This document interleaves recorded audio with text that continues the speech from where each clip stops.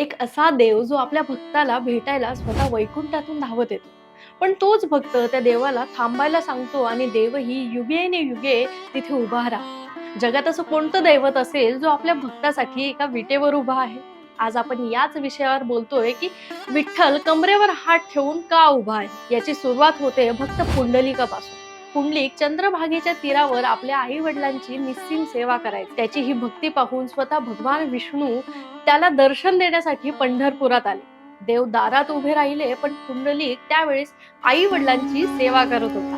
म्हणून त्याने देवाला जवळ पडलेली एक वीट पुढे सरकवली आणि म्हणाला, देवा, माझे हे कर्तव्य पूर्ण होईपर्यंत तू या विटेवर उभा राहा. 28 युगे उलटली तरी विठ्ठल आणि पुंडलिकाचं हे नातं आजही तितकंच जिवंत आहे. पंढरपूरचा विठ्ठल आपल्याला हीच शिकवण देतो की जो आपले कर्तव्य प्रामाणिकपणे पार पाडतो, स्वयं देव त्याच्यासाठी धावत येतो. या वैचारिक बदलाची आजच्या काळात तितकीच गरज आहे का? तुम्हाला काय वाटतं हे कमेंट करून सांगा.